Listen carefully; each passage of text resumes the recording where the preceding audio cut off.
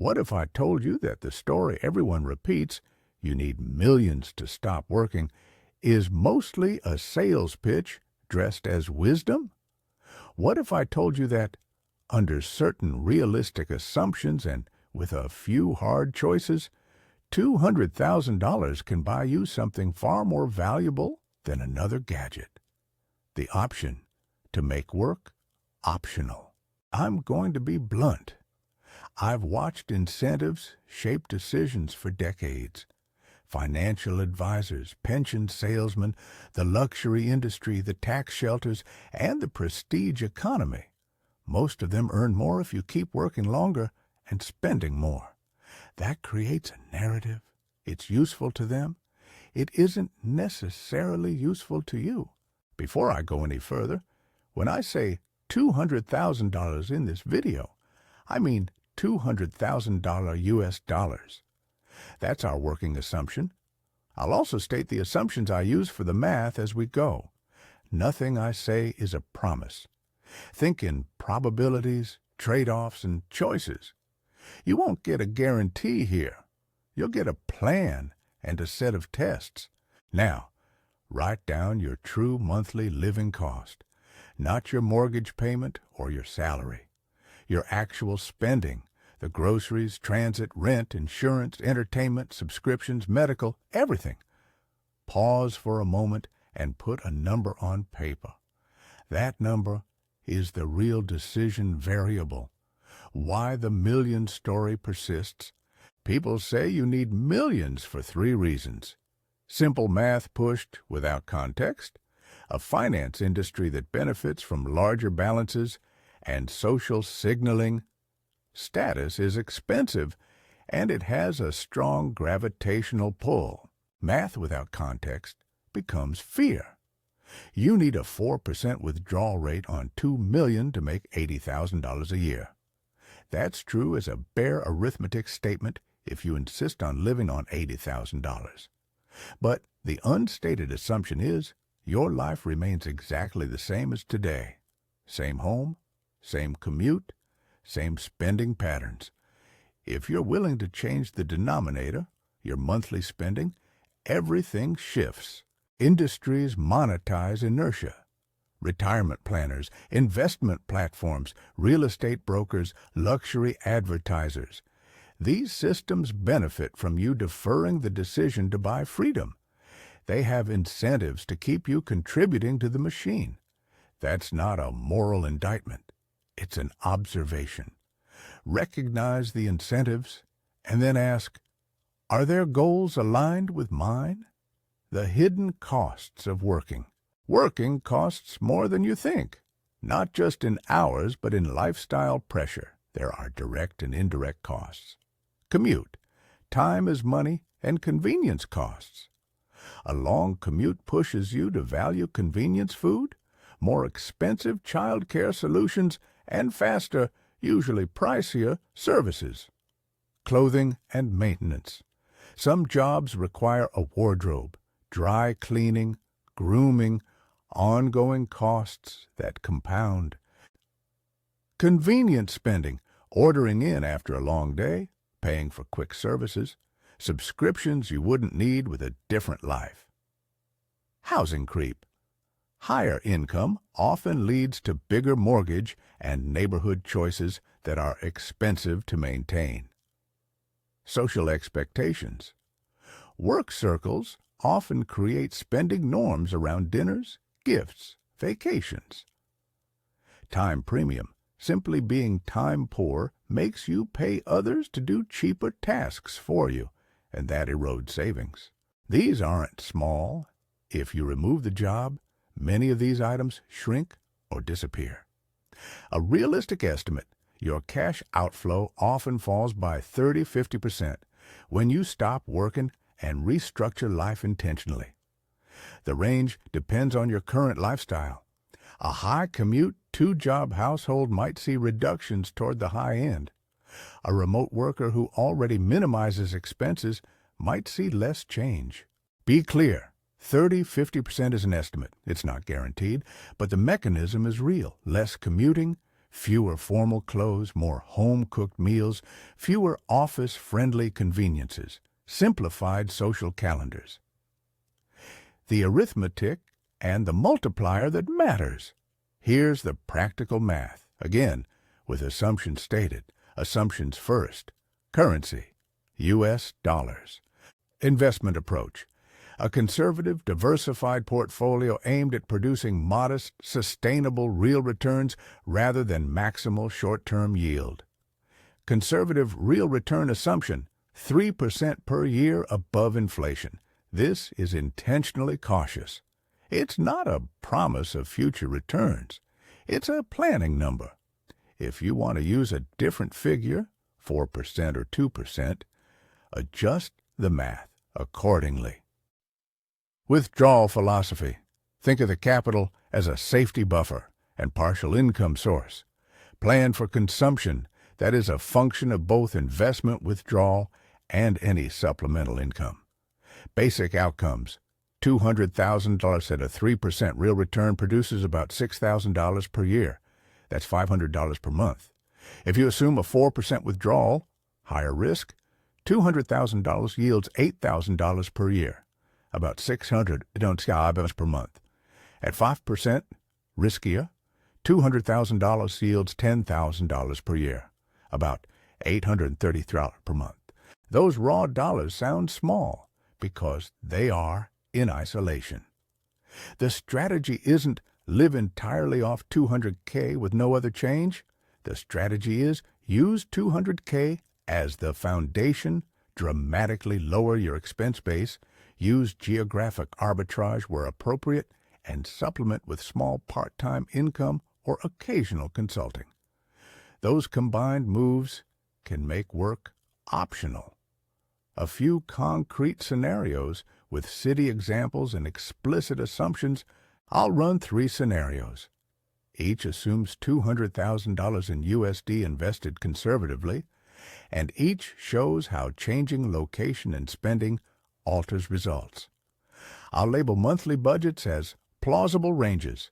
These are illustrative and depend on personal choices.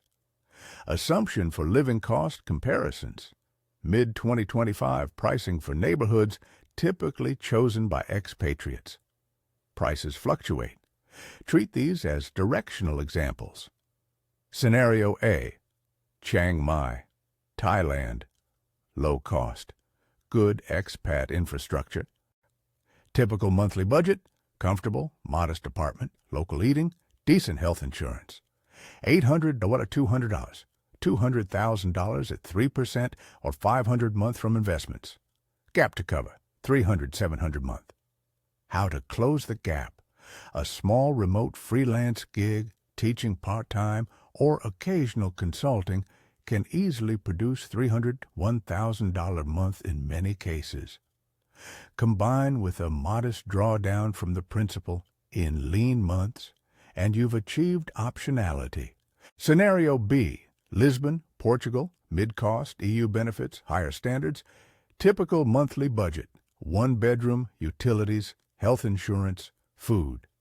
1 out of 500, 2 out of $500, $200,000 at 3%, prior $500 a month. Gap, $1,000, $2,000 a month. Mitigation. If you've cut your U.S. spending by 50% before moving and sold a car or a large fixed cost item, your required supplemental income drops. Many digital freelancers can produce $1,000, $2,000 a month remotely. You can also consider part-time work, renting a room, or downsizing to cheaper neighborhoods. Scenario C. Mid-cost U.S. city, outside major coastal hubs. Typical monthly budget. Rent, utilities, food, health insurance. $1,800 to $3,000. $200,000 at 3%, project $500 a month. Gap. Wow, $300, $2,500 a month. In the U.S., the arbitrage multiplier is weaker. Here, $200K buys more optionality as a buffer and as a negotiating tool. You can reduce hours, take a lower paying but less stressful job, or go part-time, while maintaining benefits for a while. Key takeaway: 200K rarely covers current U.S. full cost living alone. It can buy true optionality when you shrink your monthly expenses significantly and/or combine with a small supplemental income and a move to a place where a dollar goes further. Why geographic arbitrage is the amplifier. Geographic arbitrage is simple. The same dollars buy different things in different places. That's not an exotic trick. It's just math and price levels. Rent, food, services, and healthcare vary widely across the globe. An intentionally smaller, well-researched life in a mid or low-cost but stable location can convert modest investment income into high utility. Safer neighborhoods, healthier food, more free time. This isn't about escaping responsibility or laws.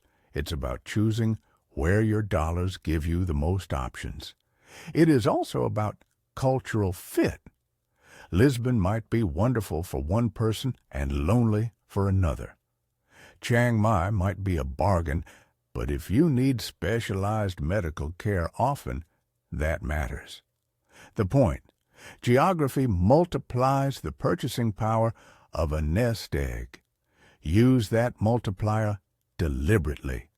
Addressing the obvious objections, people will raise reasonable concerns. Let's handle them straight. Healthcare and emergencies. I won't tell you to ignore medical insurance.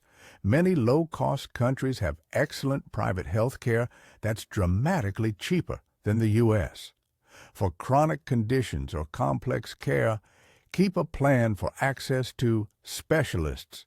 Returning to a home country for major procedures, maintaining supplemental insurance, or choosing countries with reliable tertiary hospitals. Hold a cash emergency fund, 6 months of essential expenses, which is separate from the 200K nest egg, if possible. Consider health insurance while abroad. It's a real line item, but usually affordable where living costs are low. Inflation and market risk. That's why the assumption uses conservative returns. If markets underperform, you can tighten spending, bridge with short-term remote work, or temporarily draw more conservatively from principal.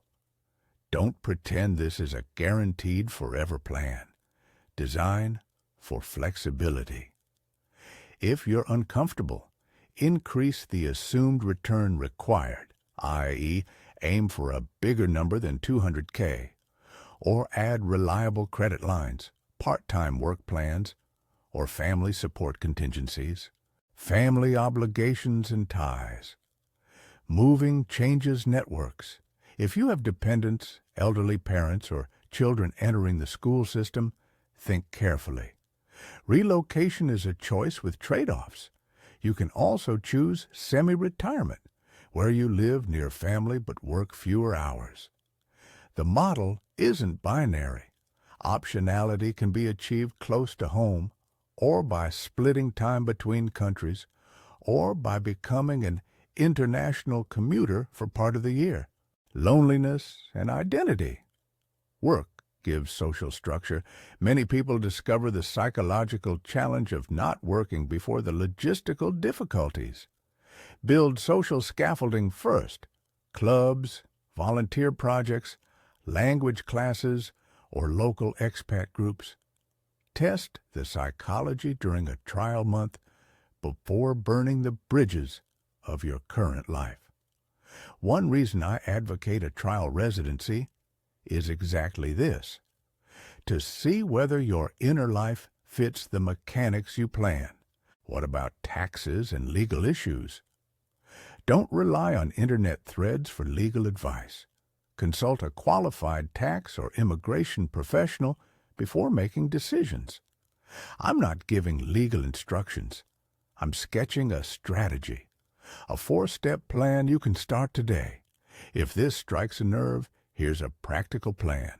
4 steps that amplify the power of 200K or whatever nest egg you have. 1. Save aggressively, and prioritize balance sheet health. Reduce high-interest debt first. Compound interest is a slow sewer that drains options. Cut discretionary spending aggressively for 12-24 months if you want to accelerate. The goal is not ascetic suffering, it's optimizing the trade-off between present enjoyment and long-term freedom. Keep the emergency fund separate from long-term capital.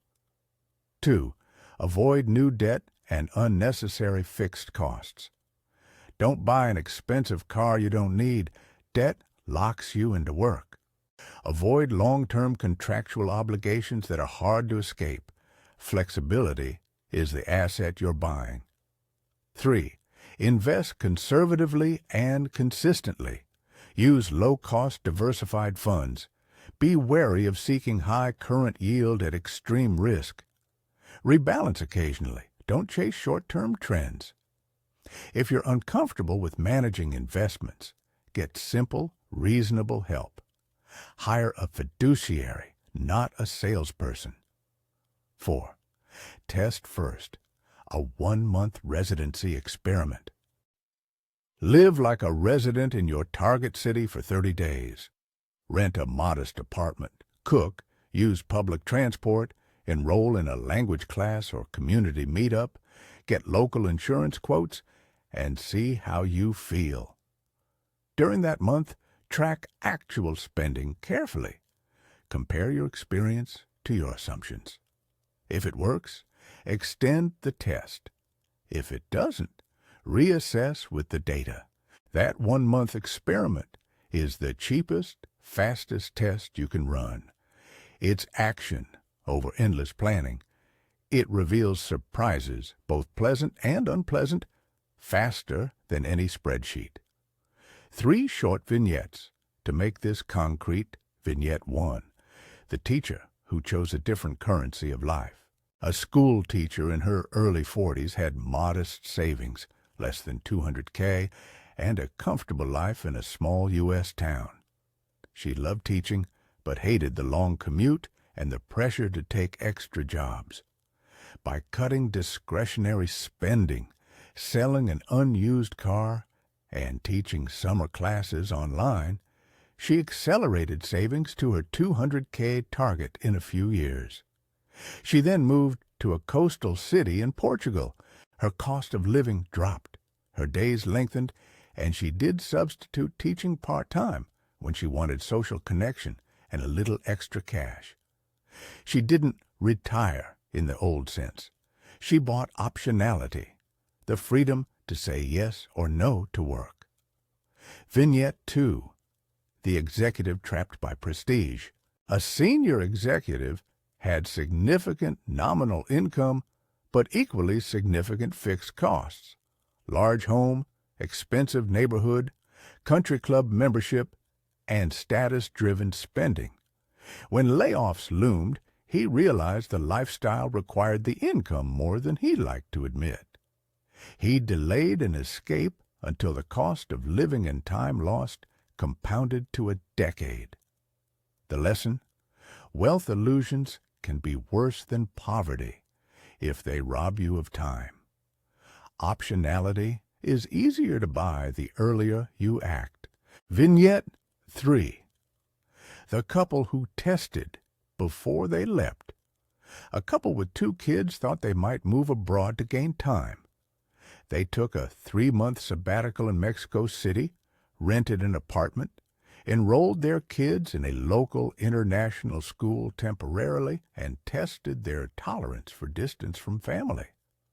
The test revealed manageable challenges and surprising gains, more time and less stress. They returned home, restructured their work expectations, and built a phased plan. They never had to burn bridges. They built a runway. Social friction, identity, and the prestige tax. There's a psychological cost to choosing differently. Friends and family will ask why you're settling. Colleagues will subtly measure you by your job title. That's the prestige tax. You pay social interest for deviating from the expected path. Two practical ways to handle this. Narrative control. Frame the decision as intentional. People respect clarity. I'm choosing different priorities is better than a defensive list of excuses. Manage disclosure. You don't have to explain everything.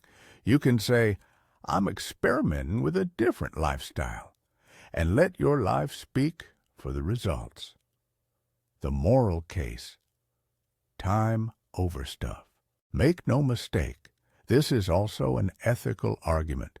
Time is the most finite resource. You cannot compound it. Money is a tool to buy time, freedom, and options. Society has inverted that relationship for many. Work to get money to signal status, to continue to work. Flip the equation. Trading some consumption for time has costs and benefits. This is not asceticism, it's selection. You're choosing what matters more. The moral argument is simple. If you value relationships, health, and curiosity more than incremental status goods, then choosing optionality is rational and humane. Mini checklist before you act. Know your true monthly spending. Write it down. Build an emergency fund equal to 6 months of essential expenses. Pay down high-interest debt. Get basic health coverage or a plan for medical access where you intend to live. Run the 1-month residency test and record actual spending and social fit. Establish a plan to earn a modest remote or part-time income to bridge any gap. Short answers to common follow-ups. Is $200K a magic number? No. It's a round, psychologically appealing figure. For some it's enough, for others it's not. What matters is the relationship between your spending, location, supplemental income, and tolerance for risk. Isn't this just cheap living? Some of it is frugality. Some is smarter allocation. There's dignity in living simply. There's also strategy, placing yourself where money buys more and time costs less. Won't the market ruin this plan? Markets will behave badly sometimes. That's why you plan for a buffer, diversify, and keep options like short-term work available. This plan is about flexibility, not foolproof guarantees. A concrete calculation to take home. You wrote down your monthly spend earlier. Let's do a simple 2-step calculation to see what $200K can mean for you. Step 1. Reduce your monthly spend by a realistic percentage. Don't guess wildly. Look at your list and ask, what would be different if you didn't commute 5 days a week? What would change if you sold one car? For many people, 30% is a plausible target after modest lifestyle changes. Aggressive people can aim for 50%. Step 2.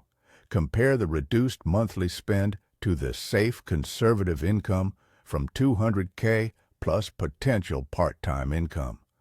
Example, your current monthly spend is $3,000. Cut 40% through lifestyle changes, chalk $1,800 needed, $200K at 3%, a $500 a month. Remaining gap, $300 a month. Can you produce $300 a month from remote work, consulting, or occasional short-term contracts? Many people can with a few hours per week. If the answer is yes, you have optionality. If the answer is no, either increase the nest egg target, further reduce spending, or build more reliable part-time income. The 1-month experiment challenge. Final call to action. Here's your challenge. Commit to a 1-month residency experiment.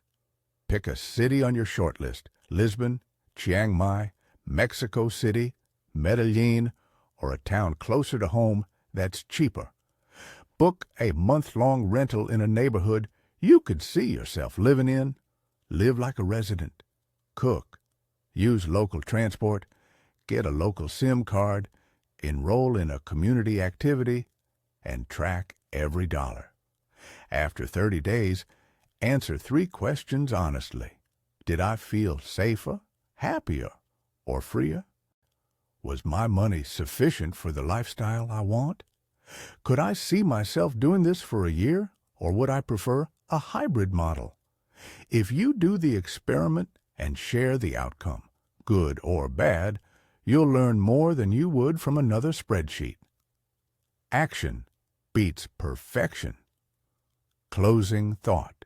$200,000 is not a universal passport to never work again. It is, under plausible and explicit assumptions, a tool to buy time and optionality.